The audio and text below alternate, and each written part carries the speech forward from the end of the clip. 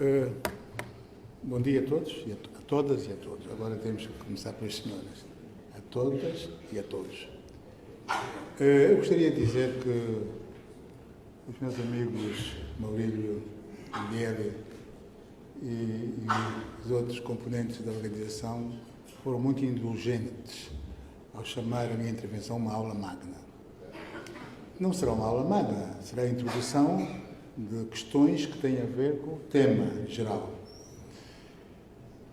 A aula magna teria outras características, mas eu prefiro antes ser mais modesto. Vou ajudar ao entendimento de questões, de conceitos e de políticas que, no fundo, têm a ver com o momento atual que estamos a viver, que é o momento da preparação do Orçamento Geral do Estado, onde se definem as políticas do Governo. Gostaria de dizer também que eu sou adepto do nosso voto negativo nas reuniões, nas plenárias que tratam da questão do Orçamento Geral do Estado, porque eu acho que o Orçamento Geral do Estado é um instrumento, é uma pauta financeira do Governo. É um instrumento financeiro que traduz as políticas do Governo. E estas políticas do Governo não são as nossas políticas, como iremos ver também a seguir ao longo desta minha intervenção.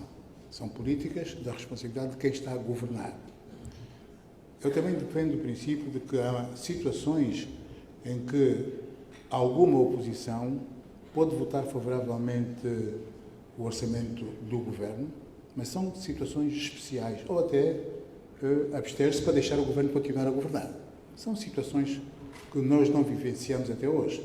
Este Governo tem maioria absoluta, está a governar há 48 anos e tem feito aquilo que acha que deve fazer no quadro da sua concepção das políticas do Estado. Por isso mesmo, eu manifesto sempre a minha posição em relação ao nosso voto negativo em relação às políticas deste Governo. Concordo ou não concordo? Gostaria também de dizer que eu recusei-me a entregar o currículo porque o meu currículo é muito pequeno.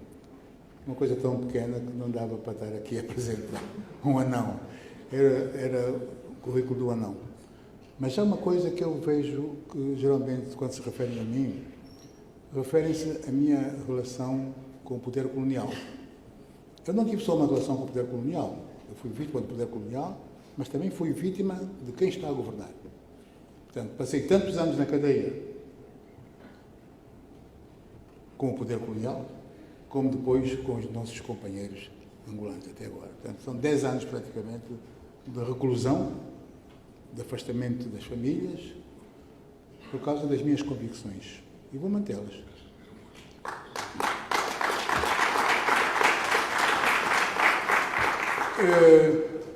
Não é uma aula magna, é apenas a exposição de alguns instrumentos de macroeconomia para nós podermos, então, fazer uma avaliação daquilo que nos é apresentado sob a forma de números.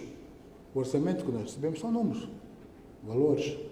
É evidente que os números consubstanciam políticas, mas é bom que nós tenhamos noção dos instrumentos, daqueles indicadores que, no fundo, são fundamentais para a análise das políticas do Estado. Um primeiro indicador.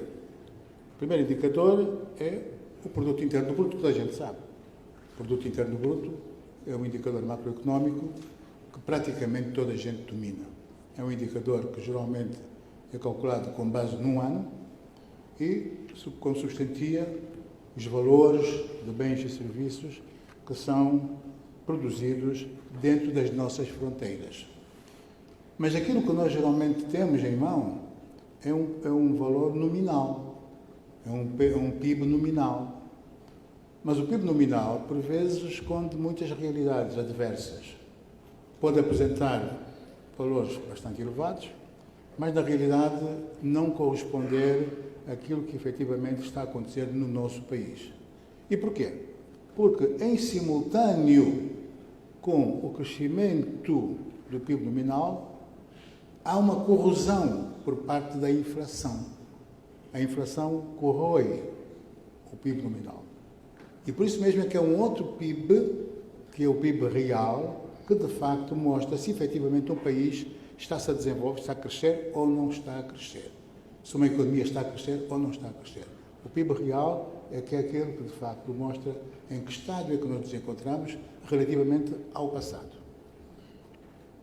Para além disso também, para além deste valor macroeconómico, temos um outro valor ou indicador macroeconómico, que é o Produto Nacional Bruto. O PIB corresponde aos valores da produção nas fronteiras do país. Desvaloriza, não contempla aquilo que é criado fora do nosso país por nós. Nós temos pessoas, temos investidores, por vezes o próprio Estado também funciona como investidor, fora das suas fronteiras, e os valores criados fora das nossas fronteiras são incorporados num indicador maior, que é o PIB, o Produto Nacional Bruto. É o Produto Nacional Bruto. Portanto, temos que ver que há duas formas de valorar a criação da riqueza no país ou por nacionais fora do nosso país. É evidente que não basta vermos estes valores globais. É preciso ver também como é que esta riqueza se distribui pelas pessoas. Se as pessoas estão mais ricas ou se estão mais pobres. Se o país cresceu e este crescimento se refletiu na vida das pessoas ou não se refletiu na vida das pessoas. E o indicador que nos conduz a esta conclusão é o rendimento per capita. Isto é, quanto é que da riqueza criada corresponde a cada cidadão. Não é que cada cidadão tenha recebido isso, é um valor médio. Quanto é que, em média, cada cidadão introduziu de riqueza no nosso país. O rendimento per capita de Angola é muito baixo. Os indicadores que nós temos mais recentes apontam para $2.800 ano. O ano tem 12 meses. Portanto, nós estamos a criar muito pouco, em média, cada cidadão. $2.800 ano corresponde, talvez, a 200 e tal dólares mês. É muito pouco. Isto prova a nossa pobreza. Há bocado alguém disse que o país é rico. O país é rico em termos potenciais, mas na realidade o nosso país não é rico em termos reais. Os cidadãos não são ricos. Há cidadãos ricos, mas o nosso país, embora tenha muitas riquezas potenciais, é um país em que cada um de nós ainda contribui com muito pouco para o engrandecimento desta riqueza. Depois também temos a questão da taxa de emprego. Uma economia em desenvolvimento deve, em princípio, gerar mais empregos, mais postos de trabalho, reduzindo, em consequência, os níveis de desemprego. O surgimento de novas indústrias, quando digo indústrias no sentido geral, promove a criação de novos empregos. Segundo os dados do Instituto Nacional de Estatística, a taxa de emprego em Angola, considerando a população economicamente ativa, atingiu cerca de 62%. Isto é, da população economicamente ativa em Angola, apenas 62% é que tem emprego, trabalho, tem emprego. Mas se nós olharmos para a estrutura deste emprego, vamos ver que 80% da população economicamente ativa está ligada ao mercado informal.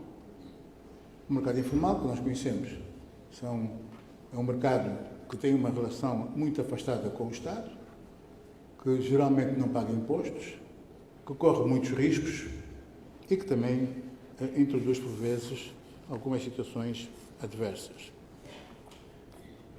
Portanto, uma população, um país que emprega 62% da sua população, significa que tem 38% das pessoas sem trabalhar. Isto é muito grave. Temos também um outro indicador, que é a taxa de participação na força de trabalho. Este indicador mostra a percentagem da população em idade de trabalhar que está em busca de emprego. Pessoas que estão em idade de trabalhar e que estão em busca de emprego. Não estão a trabalhar, estão em busca de emprego. São, portanto, as novas oportunidades de emprego que atraem mais pessoas para o mercado laboral. Nas economias mais desenvolvidas, as novas oportunidades de emprego surgem em áreas de atividade tecnologicamente cada vez mais evoluídas. Daí o crescimento exponencial da força de trabalho academicamente mais capacitada. Essa força de trabalho é, por norma, mais jovem e a que melhor domina as novas tecnologias. Refiro-me aos países mais desenvolvidos. Até há pouco tempo, ainda se discutia se os avanços tecnológicos teriam como reverso da medalha a eliminação dos postos de trabalho. Tem sido visto, porém, que tal não sucedeu em absoluto, uma vez que a evolução tecnológica também tem tido o mérito de criar novas áreas de atividade. Portanto, o avanço da tecnologia não corresponde necessariamente a uma redução da força de trabalho, dado que a própria tecnologia nova cria outras oportunidades de negócios, outras atividades que incorporam as pessoas que precisam trabalhar. A questão que se coloca nos países mais desenvolvidos tem, sobretudo, a ver com o envelhecimento relativo da sua população. Todos nós sabemos que a população dos países desenvolvidos está a envelhecer cada vez mais. Há cada vez pessoas mais velhas, estão a viver mais, e há cada vez menos jovens nessas sociedades. A taxa de população mais velha tem crescido de forma constante e a percentagem dos jovens diminui relativamente. Isso cria um outro problema, que geralmente se trata como uma taxa de dependência demográfica. Isto é, uma população envelhecida tem menos pessoas a trabalhar, tem menos pessoas a descontar, tem menos pessoas a contribuir. Significa que há cada vez menos pessoas a poder garantir a manutenção daqueles que já não estão a trabalhar ou daqueles que são dependentes. Portanto, não é só uma questão de idade, mas também de dependência. Esta taxa de dependência demográfica é uma questão bastante importante de ser analisada. Ela relaciona o coeficiente de jovens e economicamente ativos e os dependentes. Ou seja, os jovens que participam da atividade económica e que descontam sobre os velhos e os dependentes e que, por esse facto, não descontam. As economias desenvolvidas tentam resolver esse problema por via da importação de força de trabalho estrangeira. Recordo, por exemplo, que quando se deu um grande fluxo de deslocados do mundo árabe para a Europa, fruto da chamada Primavera Árabe, a Alemanha de Angela Merkel disse-se disposta a receber cerca de 800 mil imigrantes para colmatar um elevado déficit de força de trabalho. É evidente que isso criou um conjunto de problemas novos, de ordem sociológica, cultural e também de ordem política, que a Europa desenvolvida irá enfrentar e que terá de resolver. A imigração de força de trabalho estrangeiro, massivamente, vinda da Ásia naquela altura, da Síria e de outras geografias onde se verificavam convulsões sociais e políticas, fez com que confluíssem para a Europa centenas e centenas de indivíduos em busca de novas oportunidades. E a Europa recebeu-os. E recebeu-os precisamente porque precisava de mais força de trabalho, porque a sua população já estava muito envelhecida. É evidente que a entrada de novas pessoas, de outras geografias, nos países desenvolvidos, criou problemas sociológicos, criou problemas culturais e também criou problemas políticos. De tal maneira que nós temos assistido ultimamente a uma série de convulsões em países desenvolvidos que redundam depois na queda de governos e na sua substituição por governos mais conservadores, mais adversos à recepção de força de trabalho estrangeira. Nós, um país não desenvolvido, e os outros países como nós, teremos de encarar, pelo menos no curto e médio prazos, um problema inverso. Ou seja, a perda constante de força de trabalho potencialmente qualificada. O que está acontecendo nos nossos países, inclusivamente em Angola, é que nós formamos quadros, formamos jovens e estamos a perdê-los. Eles estão à procura de outras oportunidades fora do nosso país porque não encontram solução dentro do nosso país. As nossas políticas económicas e sociais não podem deixar de encarar de frente este dilema. Uma população jovem em expansão, fruto da nossa pirâmide etária, de base bastante alargada, com uma taxa de dependência demográfica muito elevada, só que, no nosso caso, por causa do peso enorme das crianças e dos jovens desempregados. Este é um problema nosso, dos nossos países que não se desenvolvem, ou que não se desenvolvem o suficiente. Um outro problema tem a ver com a desigualdade do rendimento. Trata-se de uma outra dimensão macroeconómica que deve ser analisada. E o instrumento mais adequado para o fazer é por via do chamado coeficiente de Gini. O coeficiente de Gini foi criado por um matemático italiano, Conrad Gini. Quero fazer aqui uma parte. A economia deve a sua cientificidade muito aos matemáticos. Inicialmente a economia não era uma ciência. Era um capítulo que se estudava no quadro do direito, nas faculdades de direito. Vinha de heranças de épocas anteriores. Não era uma ciência, não era quantificável. E quem permitiu a quantificação da economia foi precisamente o surgimento, o casamento com a matemática e com a estatística.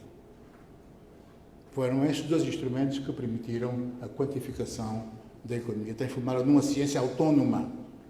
E uma ciência autónoma que progride cada vez mais. Enquanto que o direito não é criativo, tão criativo, a economia é bastante criativa. Todos os anos já não há Prémio Nobel de Direito. Há Prémio Nobel de Economia, há Prémio Nobel de Medicina, há Prémio Nobel da Física, mas não há Prémio Nobel de Direito, nem da Sociologia. Desculpem os sociólogos. E precisamente porque a introdução dos modelos matemáticos na economia faz com que se gere uma dinâmica nessa ciência que a cria todos os anos praticamente novos modelos, novas realidades, novos ajustes que permitem então novas políticas. O grande problema é que as fórmulas devem depois refletir políticas. Daí, quando me pediram para intervir aqui, eu aceitei, porque se disse conceitos e políticas. Os conceitos são fáceis. Eu estive aqui a falar, estou aqui a falar dos indicadores macroeconómicos, mas os indicadores têm que ter por detrás de si políticas para fazer as devidas correções. O rendimento, a desigualdade do rendimento é uma questão bastante interessante e, sobretudo, para um país como o nosso, para os nossos países, de uma forma geral. O tal coeficiente de Gini analisa a desigualdade na distribuição do rendimento nacional por grupos sociológicos. É um índice que avalia os níveis de concentração dos rendimentos entre os mais ricos e os mais pobres. Eu trago isto para aqui porque é interessante refletir sobre isso. O uso deste índice de Gini pode também ajudar a um melhor ajustamento das políticas económicas e sociais. Ou seja, as políticas económicas e sociais, para serem justas, têm que ter capacidade de reduzir esta disparidade na distribuição dos rendimentos. E não é o que nós vemos em Angola. O que nós vemos em Angola é precisamente o contrário. Nós vemos os pobres cada vez mais pobres, nós vemos a classe média praticamente a falir, e estamos a ver a concentração dos rendimentos da riqueza num grupo pequeno de pessoas. Este indicador, o coeficiente de Gini, deve interpretar a realidade para que as políticas económicas e sociais consigam fazer os devidos ajustamentos, as devidas correções, sob a pena de termos convulsões sociais que depois redundem em convulsões políticas. O meu receio é que este aumento vertiginoso do número de pobres, do número de excluídos, esta eliminação praticamente da classe média. A classe média hoje está uma classe média baixa. Uma classe média baixa. Estamos todos a ficar cada vez mais pobres. É evidente que este exército de abandonados podem traduzir o seu descontentamento de várias formas. De várias formas. Uma delas é a rua.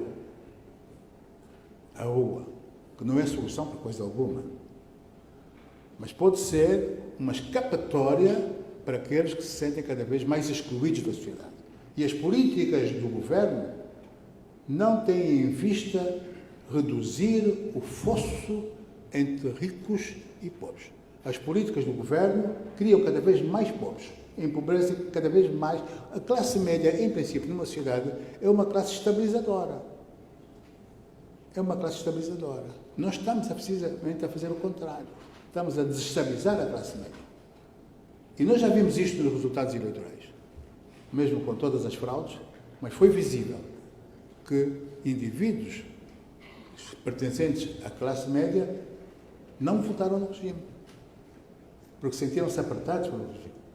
As políticas têm que refletir ideias concretas com base em números. A desigualdade na distribuição de rendimentos aconselha-nos a ter políticas mais ajustadas. Este indicador é interessante. Os melhores coeficientes de Gini no mundo são de alguns países que eu vou enumerar. O Japão, a Dinamarca, estranhamente a Eslováquia e a Hungria. Eu gostaria de saber o porquê da Eslováquia e da Hungria. Eu do Japão e da Dinamarca já sabia, mas a Hungria e a Eslováquia para mim é uma novidade. Gostaria de estudar o porquê que aqueles países, que são países governados por governos de direita, com alguma direita quase a tocar o extremo, né, conseguem ter uma sociedade mais ou menos equilibrada no que diz respeito à distribuição de rendimentos. Os países com piores coeficientes de Gini, isto é, com maiores desigualdades na distribuição de rendimentos. A África do Sul é um deles. É evidente que a África do Sul será resultado da conjugação de dois fatores. Por um lado, do facto da herança do apartheid. A estratificação que o apartheid criou na África do Sul, naturalmente que provocou a concentração de uma grande concentração da riqueza num grupo social e abandonou praticamente os outros. Mas também das políticas pós-apartheid. As políticas pós-apartheid também contribuíram para a criação desta desigualdade na distribuição dos rendimentos na África do Sul. A Namíbia. De certa forma, também a Namíbia foi tocada pela história do apartheid. Portanto, acredito que isso também possa justificar, e talvez também por políticas atuais. O Haiti. O Haiti é outro país em que há uma grande desigualdade na distribuição de rendimentos. Daí as convulsões permanentes a que nós assistimos no Haiti. A República Centro-Africana, o Lesoto, Moçambique e a Colômbia. Vejam que alguns desses países são países que vivem uma grande instabilidade, precisamente por causa desta forma como se organizaram as economias. Concentrou-se a riqueza nas mãos dos poucos e desprotegeram-se a maioria das populações. É evidente que países, quando há uma grande distribuição, uma grande desigualdade na distribuição da riqueza, estamos perante um potencial grande de conflitos sociais e também de conflitos políticos. O país mais desigual da Europa é a Bulgária. Angola. O índice de Gini de Angola é de 0,543. Dados de 2018. Está pior agora. As políticas atuais deste governo, seguramente, que agravaram ainda mais este indicador de desigualdade na distribuição da riqueza nacional. Angola é um país desigual, no que diz respeito a esse indicador.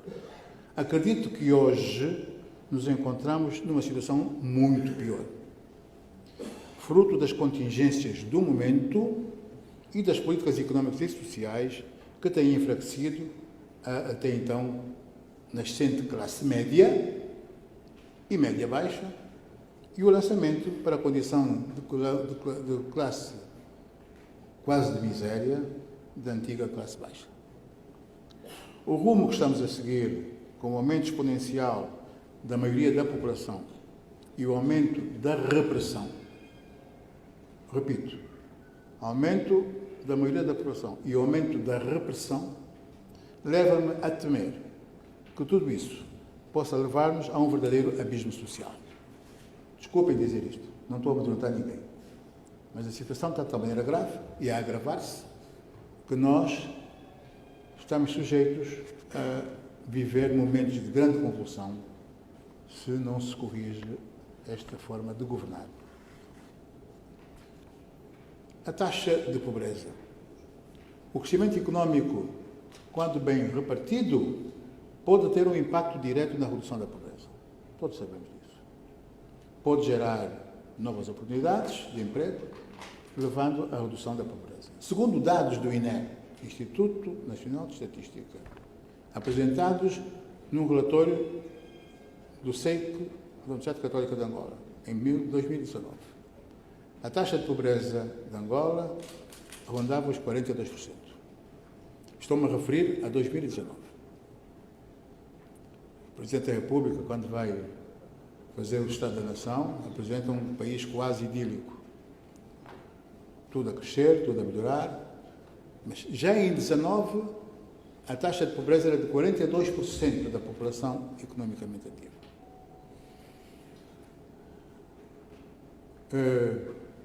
Hoje está pior, sem dúvida nenhuma.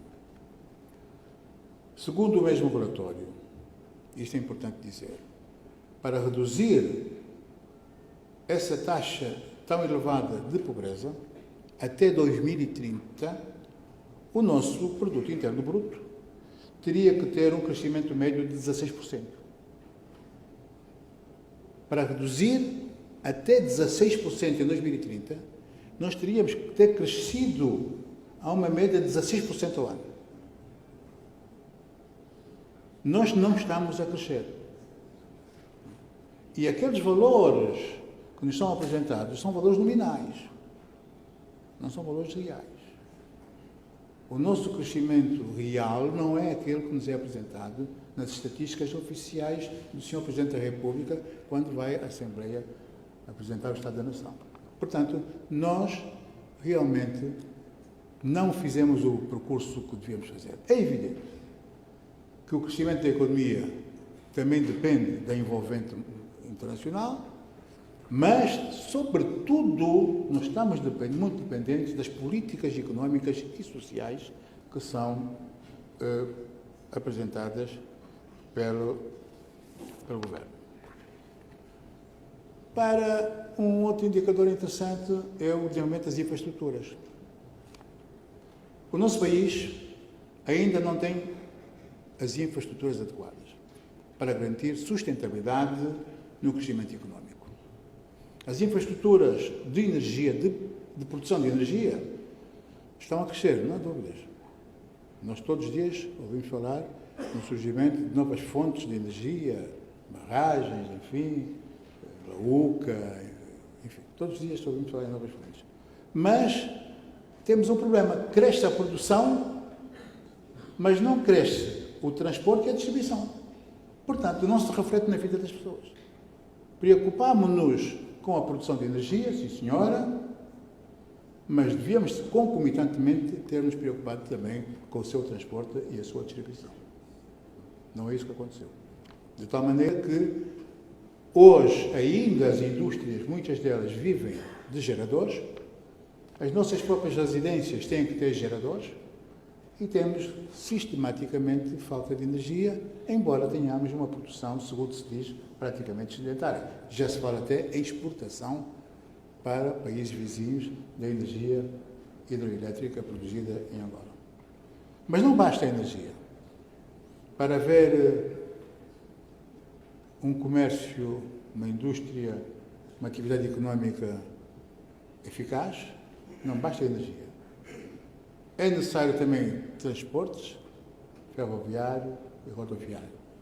Nós não temos a rede de transporte ferroviário que necessitávamos. Nós ainda estamos a recuperar a lógica do transporte ferroviário do tempo colonial.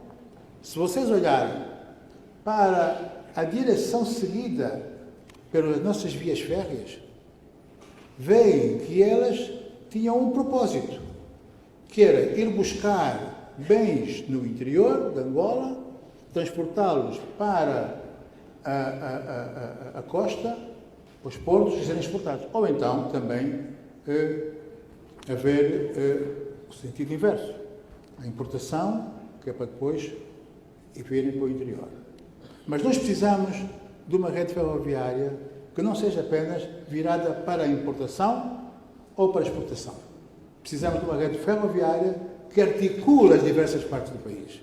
É preciso reconectar estas grandes vias ferroviárias que foram desenhadas no tempo colonial e que nós ainda estamos hoje a repetir.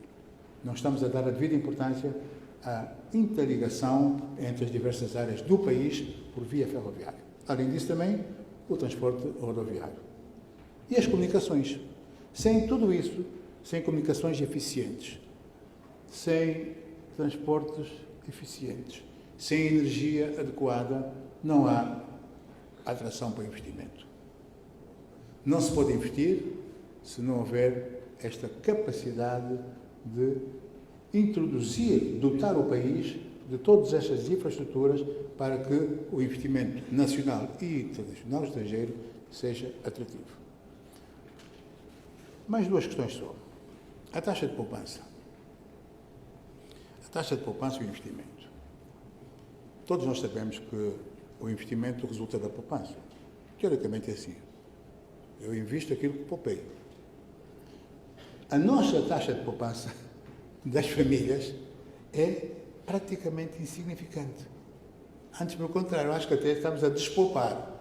Estamos a fazer o contrário.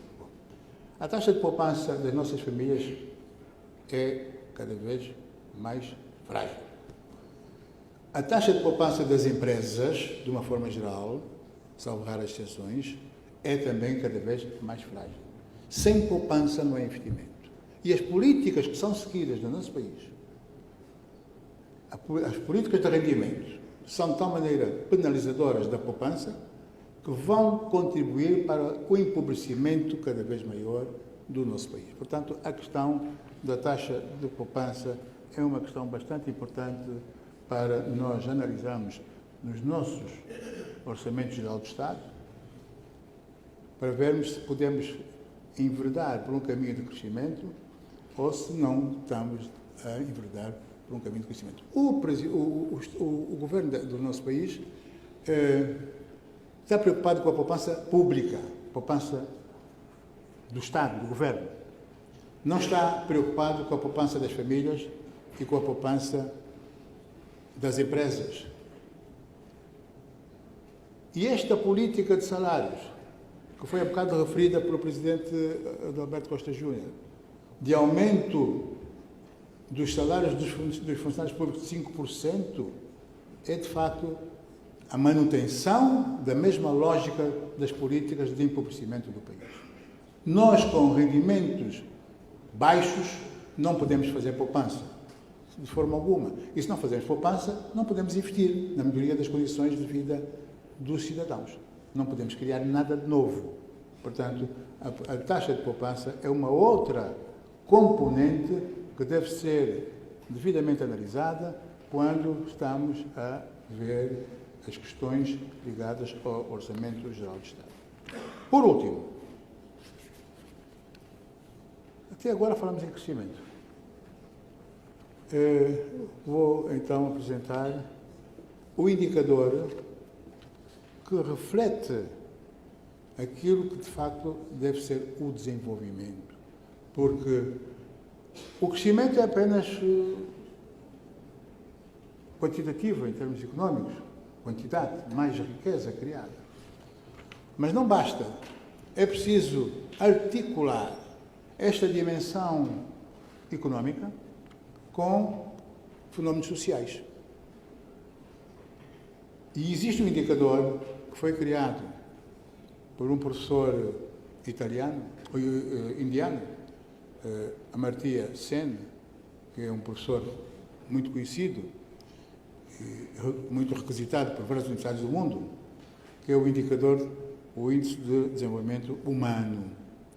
O Índice de Desenvolvimento Humano articula já o crescimento económico com questões sociais, como a educação, como a saúde, como até a própria esperança de vida. Portanto, nós, nesse aspecto, penso eu que a nossa responsabilidade, enquanto políticos alternativos, deverá ser não ficarmos apenas na análise do crescimento económico, mas na sua articulação com os diversos fenómenos sociais, porque é aí que reside a questão, de facto, do desenvolvimento. Mesmo que a economia cresça 15%, se a educação e a saúde crescerem 3%, nós não temos hipótese de desenvolver.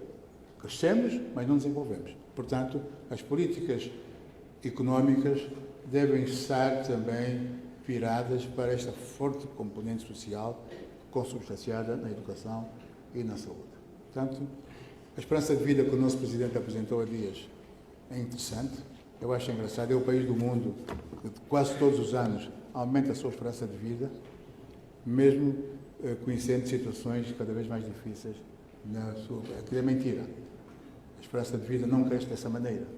Um país, para poder crescer 5 anos, poderá ter que esperar, às vezes, 30 anos de crescimento, de desenvolvimento, de equilíbrio. A esperança de vida não cresce com um toque de mágica, como faz parecer o Presidente da República todos os anos, quando vai apresentar o seu relatório à Assembleia Nacional. Muito obrigado.